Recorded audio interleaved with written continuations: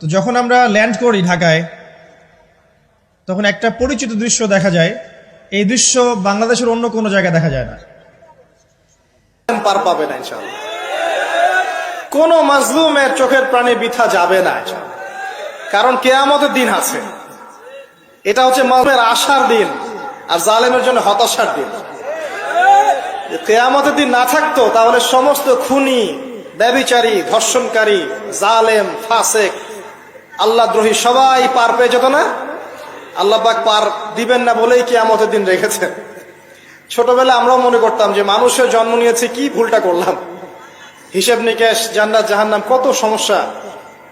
যত দিন যাচ্ছে বুঝতে পারছি যে ভাগ্যিস কিয়ামতের দিন বলে একটা দিন আছে, না হলে জালেমের এই জুলুমের কোনো বদলা হতো না, আর মাজলুম তার অধিকার ফিরে পেত না। তো 50,000 বছরের সমান ওই দিন মানুষ অস্থির হয়ে যাবে এই কারণে যে বিচার শুরু হচ্ছে না কেন। একবার আদম আলাইহিস সালামের কাছে দৌড় দিবে, একবার নবী নূহ, একবার মূসা, একবার ঈসা, একবার ইব্রাহিম, সবাইকে রিকোয়েস্ট করবে মানুষ দলে দলে গিয়ে যে আল্লাহকে বলেন অ্যাটলিস্ট বিচারটা যেন শুরু করেন। অপেক্ষা করা কাজটা কষ্টকর না ভাই? কারোর জন্য অপেক্ষা করা কষ্টকর না? অপেক্ষা করতে করতে ঘামে একদম গলা পর্যন্ত ডুবে যাবে। আল্লাহ পাক হেফাজত করুন আমাদেরকে। ওই 7 শ্রেণীর মানুষের মধ্যে আল্লাহ পাক আমাদেরকে আশ্রয় দান করুন, আল্লাহুম্মা আমিন। এরপরে যেটা বলছিলাম যে এই 50,000 বছরের সমান দিনে একজন ব্যক্তি আপনার আমার জন্য সুপারিশ করবে, তার নাম কি? এবার হাত উঁচু করেন, কতজন আপনাদের মধ্যে ওই ব্যক্তির সাল্লাল্লাহু আলাইহি ওয়াসাল্লাম তার জীবনী পড়েছেন জীবনে একবার? অনেস্টলি বলবেন, সততার সাথে হাত নামান। এবার চিন্তা করেন, এই যে আমরা স্লোগানগুলো দেই যে আল কোরআনের আলো ঘরে ঘরে জালো, নারায়ে তাকবীর, আল্লাহু আকবার, স্লোগান দেই না অনেক? বাস্তবতা স্লোগানের মধ্যে পার্থক্য নাই? যখন আপনি দেখবেন প্রতিটা যুবক বা প্রত্যেক ব্যক্তি আমাদের সমাজের মধ্যে নবী সাল্লাল্লাহু আলাইহি ওয়াসাল্লামের জীবনী সম্পর্কে ভালো ধারণা রাখে, কোরআনুল কারীম মাশাআল্লাহ তেলাওয়াত করতে জানে, কোরআনের অর্থ বোঝার চেষ্টা করে, মাশাআল্লাহ হকপন্থী আলেম ওলামাদের কাছে যায়, আত্মশুদ্ধি অর্জন করে, হালাল খায়, পারিবারিক আদর্শ সুন্দর করে গড়ে তোলার চেষ্টা করে, ন্যায়ের পথে থাকে, অন্যায় করে না, তখন অটোমেটিকলি কোরআনের আলো ঘরে ঘরে জ্বলবে না? তাহলে মূল কাজটা কি? আইওয়াশ এবং শোডাউন করা, না মূল কাজ করা? মূল কাজটা কি? আমরা কিন্তু মূল কাজটা করতে চাচ্ছি না, বা মূল কাজটাকে আমরা ততটা গুরুত্ব দিচ্ছি না যতটা যৌগিক বিষয়গুলোকে গুরুত্ব দিচ্ছি। আর এই কারণে দীর্ঘদিন থেকে দেখছি যে উম্মার অবস্থা মোটামুটি অপরিবর্তনীয় আছে, বরং দিন দিন ডে বাই ডে আস্তে আস্তে অধঃপতন হচ্ছে। আপনি হয়তো প্রশ্ন করতে পারেন আমার দিকে আঙ্গুল তাক করে, কে বললো আপনাকে অধঃপতন হচ্ছে? আমরা তো দেখছি উন্নতি, অগ্রগতি আর প্রগতি। আমি বিনয়ের সাথে বলবো আর 10টা থেকে 20টা বছর অপেক্ষা করেন। 5 বছর আগে বিনয়ের সাথে বলেছিলাম যে 10 বছর অপেক্ষা করেন, কাগজের টাকা বলে কিছু থাকবে না। আস্তে আস্তে সোসাইটি ওইদিকে যাবে, এবং এগুলো কোনোটাই অ্যাক্সিডেন্টলি অটোমেটিকলি হচ্ছে না, এর পিছনে একটা মাস্টার মাইন্ড কাজ করছে। পুরো বিশ্বের পিছনে একটা মাস্টার মাইন্ড কাজ করছে। একটা সভ্যতা চাচ্ছে সারা বিশ্বের মানুষ ওর দাস হয়ে থাক, এবং তাদের এক একটা এজেন্ডা আস্তে আস্তে বাস্তবায়িত হচ্ছে। এবং মাশাআল্লাহ আমরাও হালুয়া রুটি এবং সেমাই খাচ্ছি, মাশাআল্লাহ আমরাও খাচ্ছি খোরমা, জিলাপি, হালুয়া রুটি, সেমাই, এগুলো আমরাও খেয়ে যাচ্ছি মাশাআল্লাহ। আল্লাহ পাক আমাদের হৃদয়ের চোখগুলো যেন খুলে দেন, আল্লাহুম্মা। ক্যাশলেস সোসাইটি চায় তারা, ক্যাশলেস সোসাইটি, মানে সোসাইটির মধ্যে কোনো ক্যাশ থাকবে না, ডিজিট থাকবে, খালি ডিজিট। এক হালি কলা কিনবেন, আপনি 40 ডিজিট পাস করে দিবেন। কলাওয়ালা 40 ডিজিট পেল, ওর দরকার এখন ধরেন মাছ, ও 40 ডিজিটের মাছ কিনবে। মাছওয়ালার দরকার মনে করেন চাল, ও 40 ডিজিটের চাল কিনবে। ডিজিট ঘুরবে, খালি সংখ্যা খালি ঘুরতে থাকবে হাত থেকে হাত। এমন একটা মানি আপনাদেরকে দিবে, এমন একটা মুদ্রা দিবে আপনাদেরকে, যে মুদ্রা ধরতেও পারবেন না, পকেটেও রাখতে পারবেন না। এখন তো ধরতে পারেন, পকেটে রাখতে পারেন, একটা সময় আসবে মুদ্রা ধরতেও পারবেন না, পকেটেও রাখতে পারবেন না। এবং এগুলোর মান তারা নিয়ন্ত্রণ করবে। যখন দেখবে যে আপনার মধ্যে তাওহীদ বেশি আছে, ইসলামের চেতনা বেশি আছে, দ্বীনের ফিকির বেশি, ইসলাম ইসলাম করছেন, আপনার মান কমে যাবে টাকা। যদি দেখে আপনার মধ্যে দাসত্ব আছে, ওরা যা বলছে আপনি সামিআনা ওয়া আতা'না বলছেন, ইয়েস স্যার করছেন, আপনি উন্নতি, অগ্রগতি, প্রগতি পাবেন। হ্যাঁ, যারা এগুলো লঞ্চ করছে তারা আবার তাদের সম্পত্তিগুলোকে গোল্ড এবং সিলভারে কনভার্ট করছে অলরেডি। দেখেন বড় বড় ব্যাংকগুলোকে দেখেন, সব গোল্ড এবং সিলভারে কনভার্ট করছে। ওই ইসরায়েলের দিকে তাকিয়ে দেখেন, ও তার সমস্ত সম্পত্তিগুলোকে, বেশিরভাগ সম্পত্তিগুলোকেই সাস্টেইনেবল গোল্ডে কনভার্ট করছে। ও আমাদের মতো বোকা নয়। শোনেন কেমন বোকা নয়, বিগত 70 বছরে মুসলিমদের নাকের ডগার উপরে বসে 4টা যুদ্ধে মুসলিমদেরকে পরাজিত করে দিয়েছে ইসরায়েল। বিগত 70 বছরে ওরা প্রথমে ব্রিটেন, তারপরে আমেরিকার হাত ধরে বিশ্বের এমন একটা জায়গায় এসেছে যে এই জায়গা থেকে তারা বিশ্বের পলিটিক্স, ইকোনমিক্স, মিডিয়া, প্রযুক্তি, ফাইন্যান্স সব নিয়ন্ত্রণ করার শক্তি অর্জন করেছে অলরেডি। আপনি ভাবছেন করবে? অনেকে মনে করে এটা ভবিষ্যৎ বক্তা মনে হয়। আমি বলছি যে বর্তমান সম্পর্কে আপনি খবর রাখেন না বলেই বর্তমানকে আপনার ভবিষ্যৎ মনে হচ্ছে। এটা বর্তমান, এটা ভবিষ্যৎ না। ভবিষ্যতে তো সে সারা বিশ্বকে রুল করবে ইনশাআল্লাহ তাআলা। না হলে তো সে মাসিহুদ দাজ্জালের ফলোয়ারই হতে পারবে না। আর দাজ্জাল তো সারা বিশ্বকে শাসন করবে এবং তাকে ফলো করবে জিউসরাই। তবে হ্যাঁ, এটা আমরা জানি কোরআন এবং হাদিস থেকে আলহামদুলিল্লাহ যে ওদের এই দমন, পীড়ন, জুলুম এবং শাসনটা চিরস্থায়ী হবে না ইনশাআল্লাহ।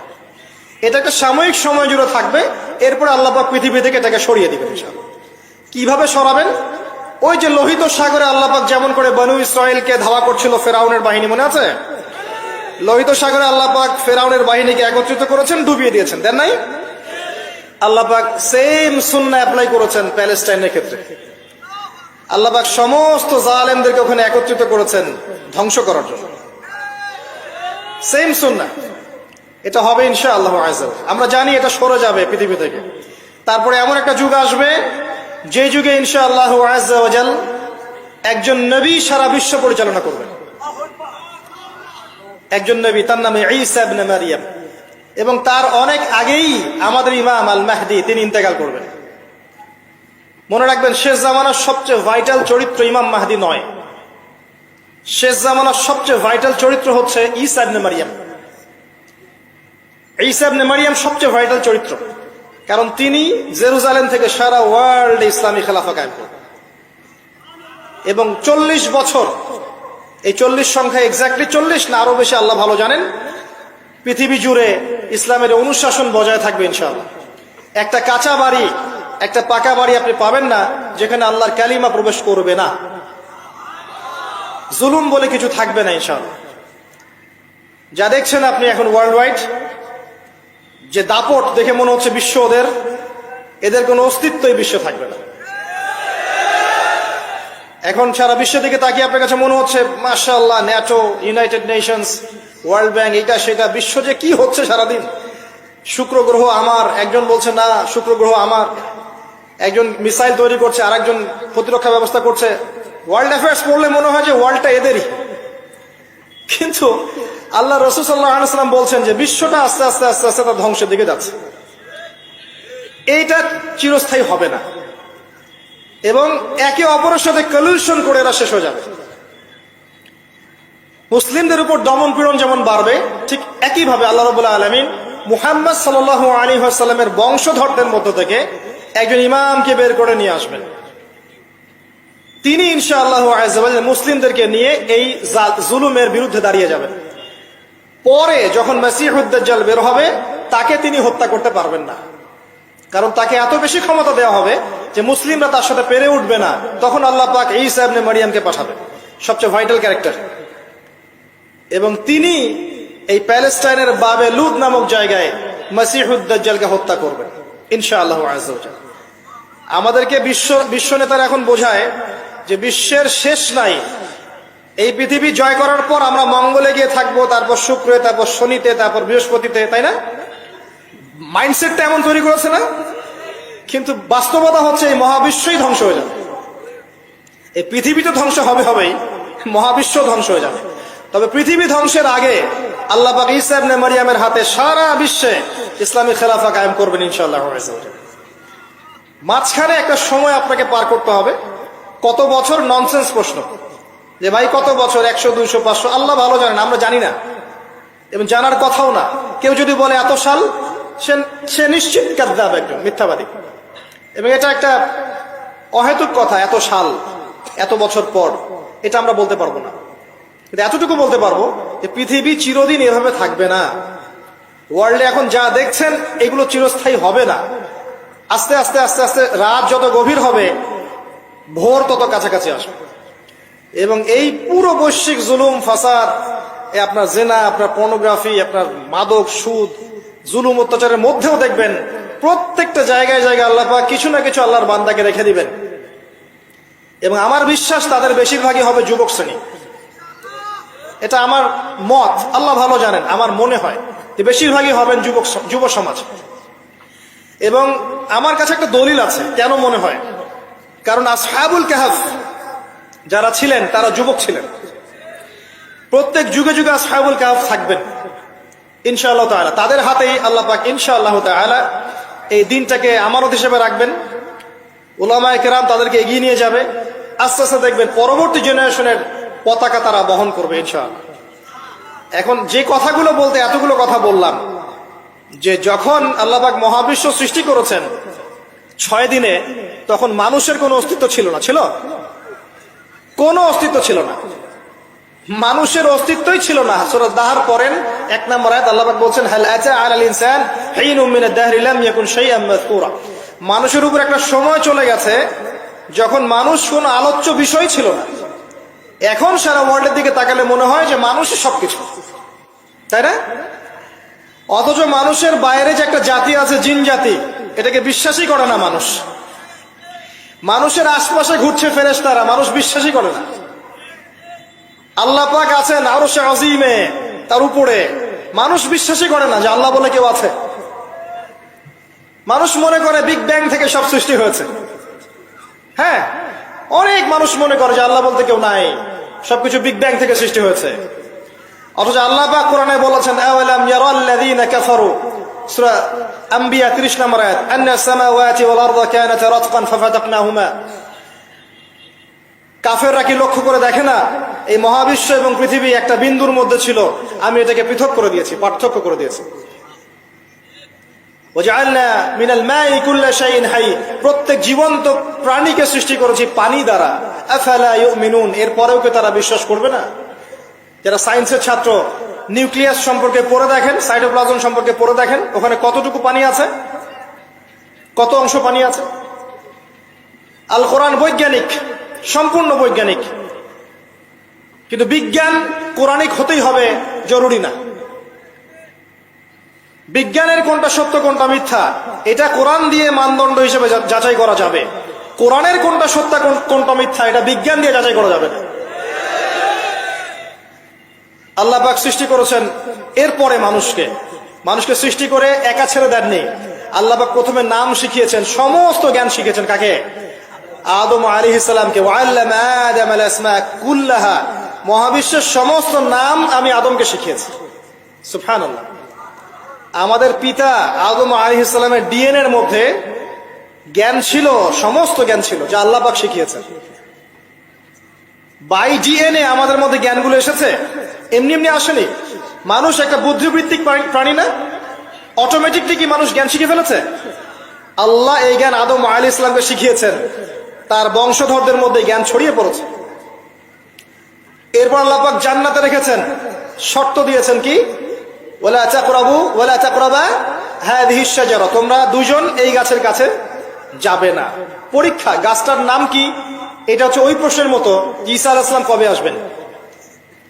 গাছটার নাম কি? এটা ওই প্রশ্নের মতো যে দাজ্জালের আসল নাম কি হবে, ইমাম মাহদী কত সালে আসবেন।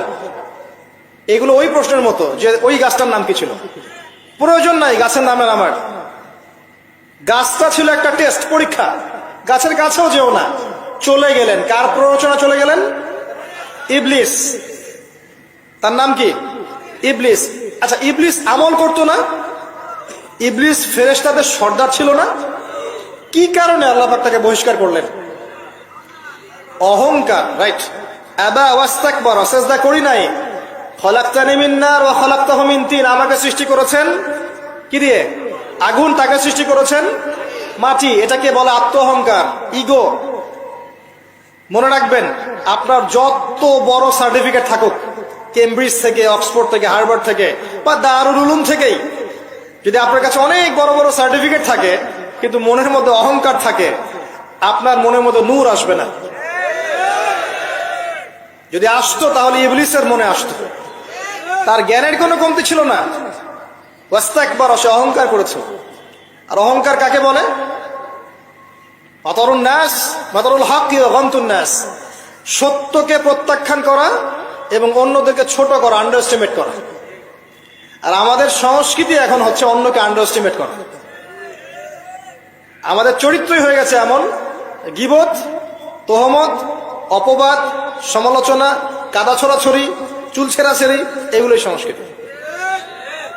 যতক্ষণ আমরা এই কাজগুলো করতে থাকি ততক্ষণ ওই যে ইসরায়েল, সে আরো 10টা মিসাইল বানিয়ে ফেলে। এই জন্যই বলি যে আমরা মাঝে মাঝে জিলাপি খাই, খোরমা খাই। তো যখন আমরা ল্যান্ড করি ঢাকায়, তখন একটা পরিচিত দৃশ্য দেখা যায়। এই দৃশ্য বাংলাদেশের অন্য কোনো জায়গায় দেখা যায় না। সেটা হলো বাক্সে বাক্সে বন্দি জীবন।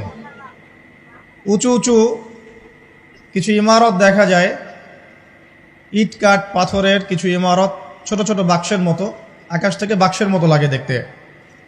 তো এই যে বাক্সে বাক্সে বন্দি জীবন, এই দৃশ্যটা ঢাকাতে আসলে দেখা যায়। দেখুন, রাসূলুল্লাহ সাল্লাল্লাহু আলাইহি ওয়াসাল্লাম, একটু মনোযোগের সাথে শুনতে হবে। যখন আমরা ল্যান্ড করি তখন কি দেখি? দেখি হাইলি কনস্ট্রাক্টেড বিল্ডিংস। ঢাকায় আমরা দেখি হাইলি কনস্ট্রাক্টেড বিল্ডিংস। আজকে থেকে 200 বছর আগে এমন দৃশ্য কেউ দেখেছে কিনা আমার জানা নাই। তবে একটা হাদিস থেকে আমি আলোচনা শুরু করি, তাহলে বুঝতে পারবেন। নবী সাল্লাল্লাহু আলাইহি ওয়াসাল্লাম মসজিদে বসে আছেন, মসজিদের মধ্যে, নববীর মধ্যে, এবং হাদিসটা তার ইন্তেকালের অল্প কিছুদিন আগের হাদিস। এটা প্রারম্ভিক সময়ের হাদিস নয়, শেষের দিকের হাদিস। কোরআনের যেমন শানে নজুল আছে, হাদিসেরও কিন্তু শানে নজুল আছে। ঠিক আছে? কোরআনের যেমন শানে নজুল আছে, এক একটা আয়াত এক একটা প্রেক্ষাপট এসেছে, নাজিল হয়েছে, ঠিক একইভাবে হাদিসেরও কিন্তু শানে নজুল আছে। নবী সাল্লাল্লাহু আলাইহি ওয়াসাল্লামের জীবনের শেষের দিকের হাদিস এটা। তিনি মসজিদে বসে আছেন, একজন ব্যক্তি মসজিদে প্রবেশ করলেন, শুভ্র সাদা কাপড় পরিহিত, ধবধবে সাদা, অতি উত্তম কাপড়, পরিচ্ছন্ন, প্রবেশ করলেন এবং রাসূল সাল্লাল্লাহু আলাইহি ওয়াসাল্লামের হাঁটুর সাথে হাঁটু লাগিয়ে বসলেন। ঠিক আমরা যেমন আত্তাহিয়াতু পড়ার সময় যেভাবে বসি নামাজে, এভাবে। আমার কথা কি বুঝতে পারছেন? আচ্ছা, এবার নবী সাল্লাল্লাহু আলাইহি ওয়াসাল্লামকে তিনি ব্যাক টু ব্যাক 4টা প্রশ্ন করছেন। এক নম্বর বলছেন, ইয়া মুহাম্মদ, হে মুহাম্মদ সাল্লাল্লাহু আলাইহি ওয়াসাল্লাম, আখবিরনি আনিল ইসলাম, আমাকে ইসলাম সম্পর্কে বলুন। নবীজি বললেন, ইসলাম হচ্ছে কালিমা, আল্লাহ এক সাক্ষ্য দেয়া, নবী মুহাম্মদ সাল্লাল্লাহু আলাইহি ওয়াসাল্লামকে সর্বশেষ রাসূল সাক্ষ্য দেয়া, সালাত কায়েম করা, যাকাত দেয়া, রমাদান মাসে সওম রাখা এবং সামর্থ্য হলে হজ করা, এই হলো ইসলাম। তিনি বললেন, সাদাকতা, আপনি সত্য বলেছেন। ওমর রাদিয়াল্লাহু আনহু বলছেন, ফাআজিবনা লাহু ইয়াসআলুহু ওয়া ইউসাদ্দিকুহু, আমরা তার প্রশ্ন শুনে অবাক হয়ে গেলাম। সে নিজেই প্রশ্ন করছে, নিজেই আবার সত্যায়ন করছে। যে প্রশ্ন করছে সে তো জানার জন্য প্রশ্ন করছে। ছাত্র যদি ওস্তাদের কাছে প্রশ্ন করে যে ওস্তাদ এটা কি, ওস্তাদ বলে এটা এই, তখন সেই ছাত্র যদি বলে যে আপনি সত্য বলেছেন, তার মানে এই ছাত্র আগে থেকে উত্তরটা জানতো, তাই নয় কি? তার মানে এই প্রশ্ন করে আগে থেকেই জানে যে উত্তরটা কি হবে। তো দ্বিতীয় প্রশ্ন করছেন তিনি, বলছেন, আখবিরনি আনিল ঈমান, ঈমান কি, আমাকে ঈমান সম্পর্কে বলুন। নবী সাল্লাল্লাহু আলাইহি ওয়াসাল্লাম বলছেন, ঈমান হচ্ছে 6টা বিষয় বিশ্বাস করা। তুমিনা বিল্লাহ, আল্লাহ বিশ্বাস করবে, ওয়া মালাইকাতিহি, তার ফেরেশতা মণ্ডলীর প্রতি, ওয়া কুতুবিহি, তার সমস্ত আসমানি কিতাবের প্রতি, ওয়া রুসুলিহি, তার সমস্ত রাসূলগণের প্রতি, ওয়াল ইয়াউমিল আখির, পরকালের প্রতি, ওয়াল কদরি খাইরি ওয়া শাররি, তাকদীরের ভালো মন্দের প্রতি। এই 6টা পিলারে বিশ্বাস করলে আপনি মুমিন হলেন। প্রশ্নকারী বলছে সাদাক্তা, আপনি সত্য বলেছেন। আবারও তৃতীয় প্রশ্ন করছেন, আখবিরনি আনিল ইহসান, হে মুহাম্মদ সাল্লাল্লাহু আলাইহি ওয়াসাল্লাম আমাকে ইহসান সম্পর্কে বলুন, ইহসান কি জিনিস? নবী সাল্লাল্লাহু আলাইহি ওয়াসাল্লাম বলছেন ইহসান হচ্ছে আন তা'বুদাল্লাহা কাআন্নাকা তারাহ, তুমি এমনভাবে আল্লাহর ইবাদত করবে যেন তুমি আল্লাহকে দেখতে পাচ্ছ। ওয়া ইল্লাম তাকুন তারাহু ফাইন্নাহু ইয়ারাক, যদি তুমি আল্লাহকে দেখতে না পারো জেনে রাখবে আল্লাহ ঠিকই তোমাকে দেখছেন। এই আল্লাহ কনসিয়াসনেসের নাম হচ্ছে ইহসান। কি নাম? ইহসান। ইসলামের ভিত্তি পেলাম 5টা, ইমানের কয়টা পেলাম? 6টা। আর ইহসানের ব্যাখ্যা কি পেলাম? আল্লাহ কনসিয়াসনেস, মানে আল্লাহকে হাজির নাজির জেনে ইবাদত করা। কেউ যদি আল্লাহকে হাজির নাজির জেনে ইবাদত করে সে কিন্তু পাপ করতে পারবে না, তার নামাজে মনোযোগ কিন্তু ডানে বামে যাবে না ইনশাআল্লাহ। তো তিনি বললেন সত্য বলেছেন আপনি। এবার চতুর্থ প্রশ্ন করছেন তিনি যে আখবিরনি আনিস সাআ, আমাকে কিয়ামত সম্পর্কে বলুন, কিয়ামত কবে হবে? তখন নবী সাল্লাল্লাহু আলাইহি ওয়াসাল্লাম বলছেন মাল মাসউলু আনহা বিআ'লামা মিনাস সাইল, এই বিষয়ে প্রশ্নকারীর চেয়ে উত্তরদাতার জ্ঞান বেশি নয়।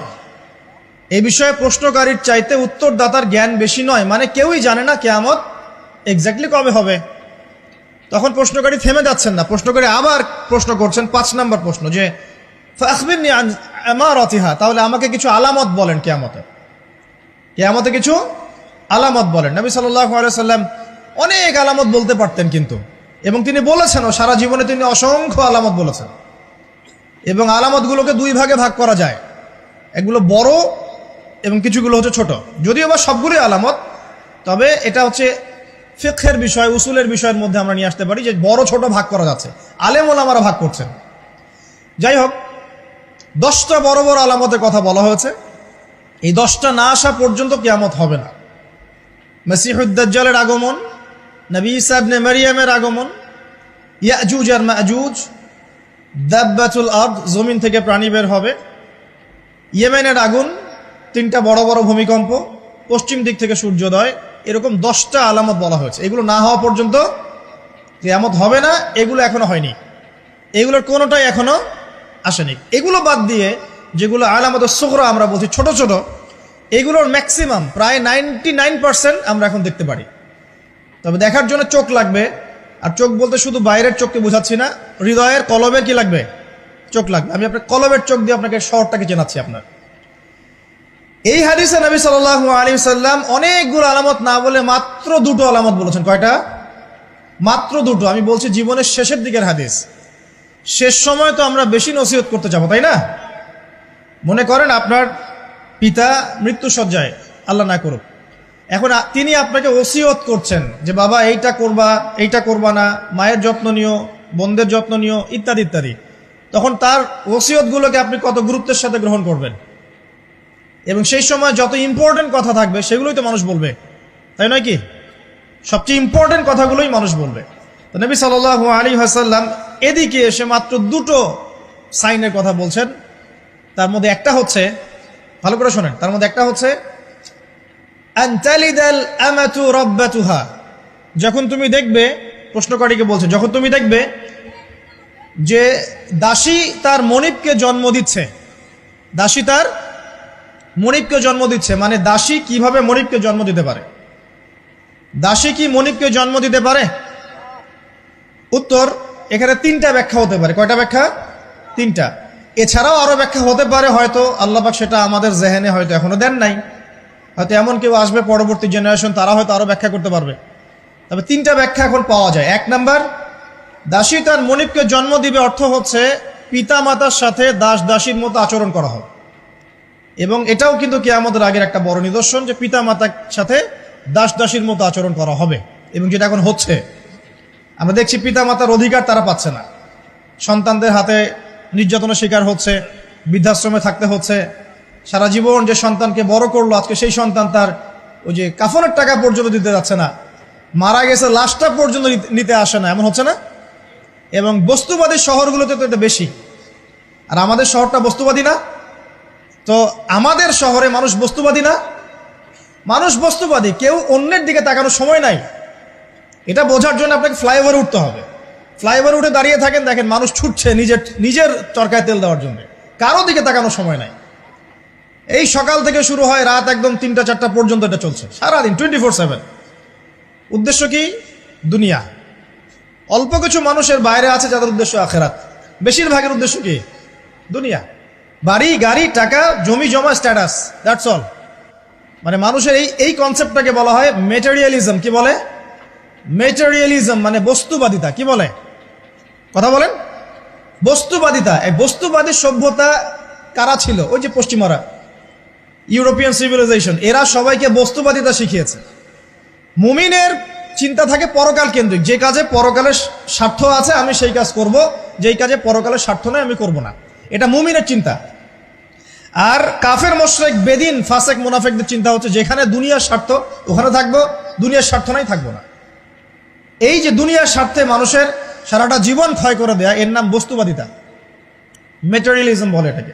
যাই হোক, আমাদের শহরের বেশিরভাগ মানুষ কি বস্তুবাদী না? এখন সবাই দেখবেন, আমি বুঝাচ্ছি, আমি যতটা পারছি সহজ করার চেষ্টা করছি। ম্যাক্সিমাম আমাদের শহরের মানুষ এখন বস্তুবাদী।